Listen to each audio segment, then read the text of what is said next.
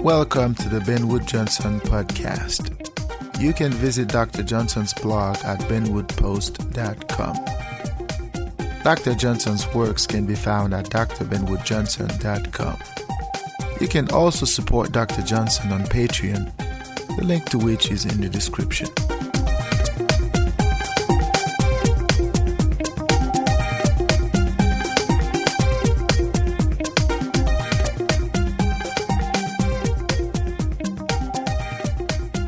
Hey everybody, welcome back to the Ben Wood Johnson podcast. Today is October 19th, 2020. This is podcast number 57. I am excited to have you back to talk about philosophy. This week we are going to continue our conversation about freedom, but this particular week we are going to talk about politics. Now, of course, the term politics has different connotations, different meanings, but in this podcast, we are going to examine the term from a philosophical standpoint. And the argument in this podcast is essentially this. We have to do politics. You have to strategize.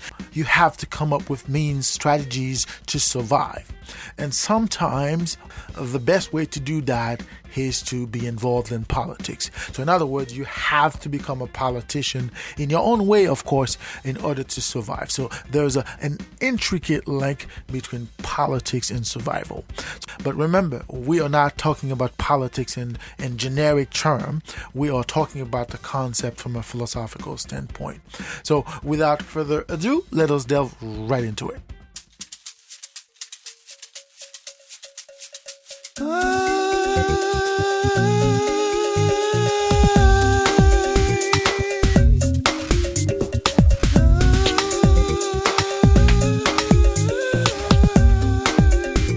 Politics. You hear people talk about politics. You hear people talking about politics. You hear people talking about, why they don't do politics. They're not politicians. They hate politicians, they say. Politicians are corrupt. It's a dishonest profession, some say. Politicians are liars and whatnot. Aside from those negative connotations, what is politics? Better yet, what does politics have to do with freedom? Or should I say, what's the relationship between politics and philosophy? When we say politics, when we say freedom, what is it that we're talking about? Now, politics, or the term itself, has several meanings, different meanings in terms of how people understand the concept. There is a tendency to look at the concept from a practical standpoint. In other words, politics is sort of the notion that people make decisions that either affect individuals within a particular confined or within a particular environment or society, or decisions that affect groups or an entire country.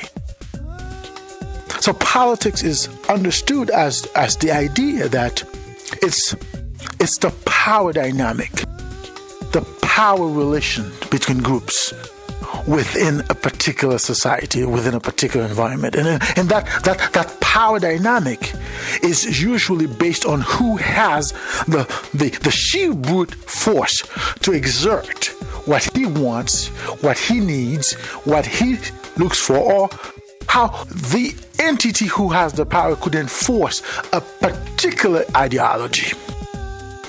In a nutshell, that is what politics is, or that is what people tend to understand when they hear the term politics.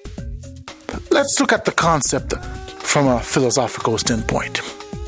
When we speak of politics and freedom, there is a philosophical underpinning, a philosophical understanding we have to grasp.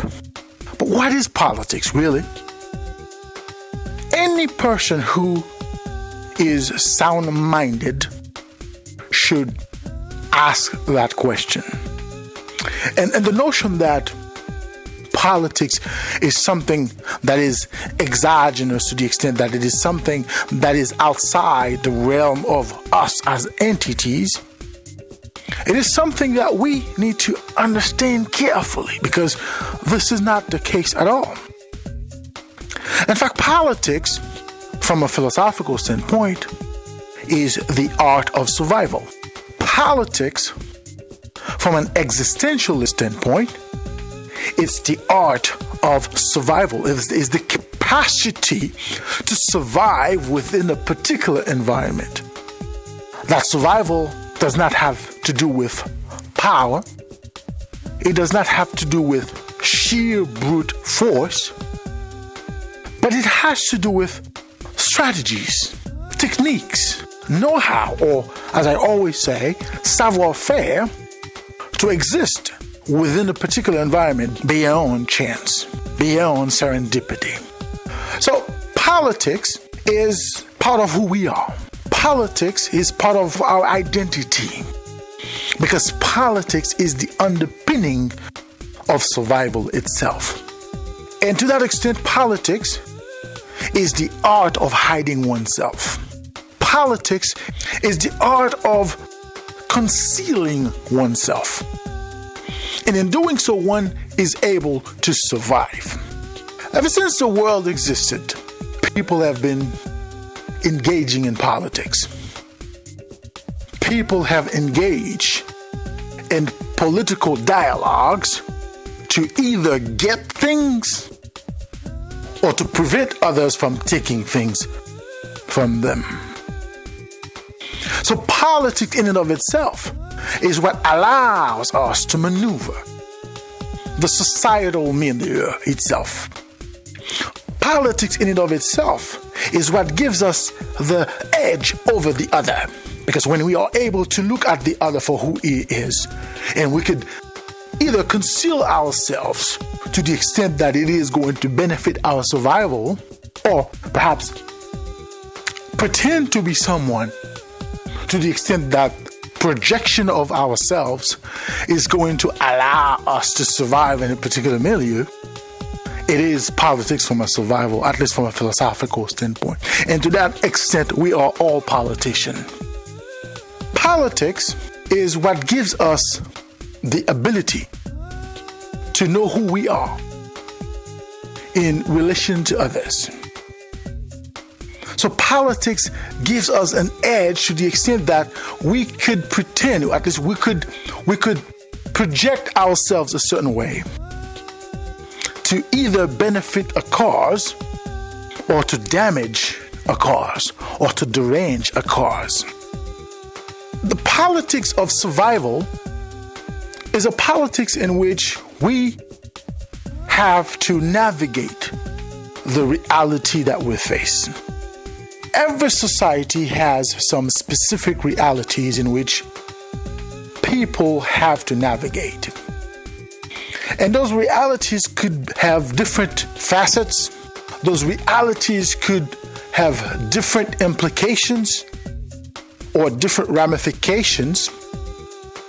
But the individual has to be able to recognize those realities and being able to forge or concoct a strategy to deal with that reality. And in doing so, the individual is engaged in politics. So the fundamental ingredient of politics is freedom, is self-identity. The individual must first know himself, and then he must identify others and understand the difference between the self and others.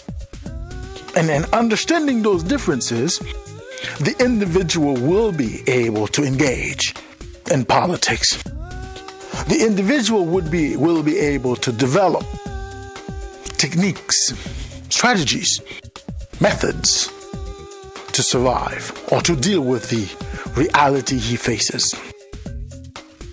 So in order for the individual to come to terms as to who he is within the environment, the individual has to be able to discover the self, to uncover the self.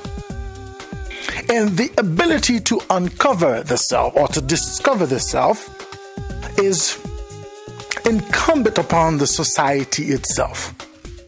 If the society where the individual evolves does not make it possible for the individual to find the self, the individual will never be able to see the self in relation to others. Therefore, the individual will never be able to attain a state in which the individual could perceive his identity, therefore his freedom. And in being unable to perceive the self, in being unable to perceive his identity, the being becomes a slave of the environment. Therefore, the being becomes unable to do politics. The being is unable to strategize. The being is unable to figure out means to survive. And that is why it is important to see the relationship between politics and freedom. Because politics gives you the ability, or perhaps the capacity, to enjoy your freedom or the sense thereof. So to reach that point, you have to be able to know who you are. And knowing who you are is incumbent upon the society itself. And that is why it becomes almost an impossible project. Because you see, society does not give you the opportunity, or at least does not always give you the opportunity to discover yourself. Nothing in society is designed to allow you to discover yourself. As we've discussed in the previous podcast, the concept of freedom in and of itself is sort of contrary to society itself. In other words, society could not exist if its members were free. So if society allowed its members to be free, society would cease to exist the way that it exists. But in order for the individual to find himself, to discover the self, or to uncover the self, the individual ought to be given the opportunity, the mechanism to discover the self. And it becomes this dichotomy where the individual has to find means to discover the self in spite of the reality of the social milieu where he evolves. And that constant struggle, that constant back and forth, if you will, that's what's defined the game of politics. Because you see, every individual is trying to find himself. Every individual is endeavoring to find himself and therefore be free for himself. So the society itself, which is supposed to form, to be a foundation on which the individual would find the self, the individual finds himself in a situation where he is struggling with the self and with others to find the self, because society in and of itself is hostile to the individual. So the individual has to find a way to win over society. And to do that, the individual has to become a fine politician. The individual has to be able to develop strategies which would enable him to find his way in this mess of society and this confusion in which everybody is trying to find themselves. Now, society in and of itself has certain mechanisms which make it easier or harder for the individual to find the self. And those mechanisms, we could call them institutions. Those institutions are designed to either facilitate the self-discovery or to constrain that self-discovery. And those mechanisms are not designed to facilitate a full self-discovery, but they're designed to allow the individual a certain leeway as to finding the self and still maintain his place within the society itself. And those who are able to reach that level within the social strata become the envy of the society itself. And being able to manipulate society becomes the envy of every member of society. And that is why in most political systems, you have those who have power and those who desire the power. And that constant struggle creates a rift we know as politics in most modern societies. But politics in and of itself has nothing to do with the actual institutions that make society what it is. The politics in and of itself is the foundation of the individual. And the way the individual conducts the self within the political, within the societal strata or the societal echelon, to put it this way, and that's what gives the political dynamic, which would either facilitate or hamper the individual from discovering the self. And I've always talked about how freedom is impossible in society. I have also alluded as to why it is that way. So I refer to society in and of itself as an impediment to freedom. But at the same time, society would never exist if there was no presumption of freedom. Okay? In other words, in order for society to exist, the individual or the collective must have a sense of freedom. But that sense of freedom is antithetic to society itself. So in other words, the individual is always going to aspire to freedom, but the fact that he's aspired or he aspires to freedom, that's what gives us society in and of itself. So the society as a whole is not tangible to the extent that the society is here or society is there. The society is this constant attempt to reach freedom. It's this constant attempt to be free. And that constant attempt to be free, that's what gives us society. So one will never achieve that freedom, but one will always strive for it. And in striving for it, we have society. So those who reach the point in which they have the capacity to manipulate society, they set the rules. They set the boundaries.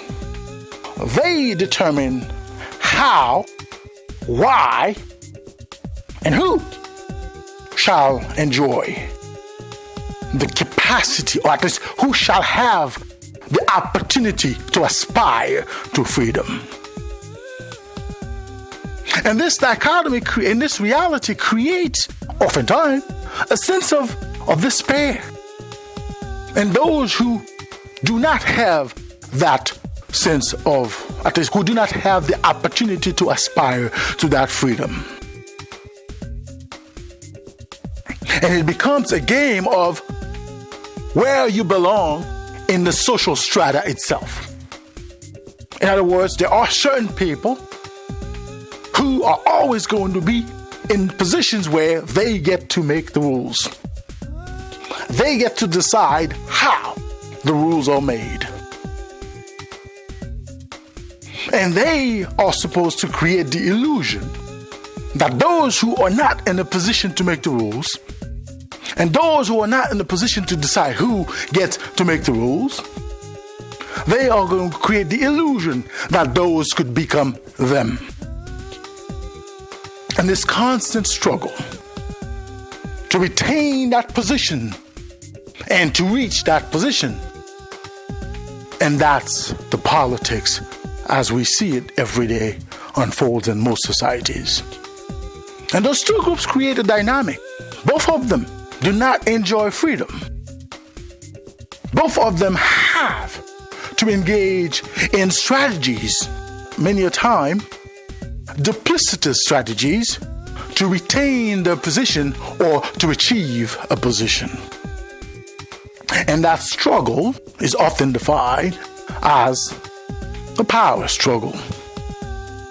But underneath it all is a constant strive to be free. Is a constant strive to achieve a level of self-identity. And that level of self-identity is supposed to allow the individual or the collective to separate the self or the selves from those who are not in that position.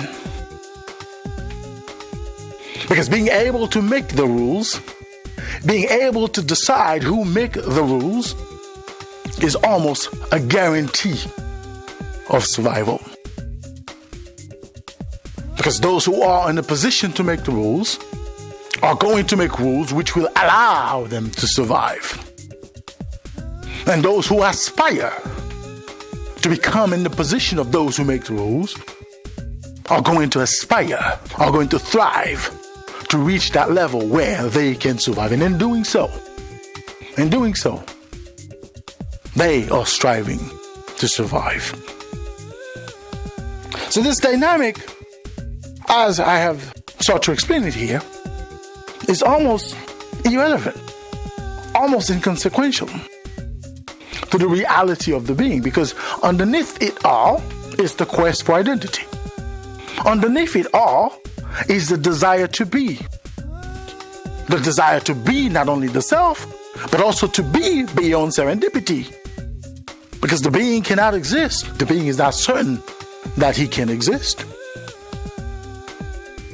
So in the game of life itself, the being finds the self in this constant strive to be.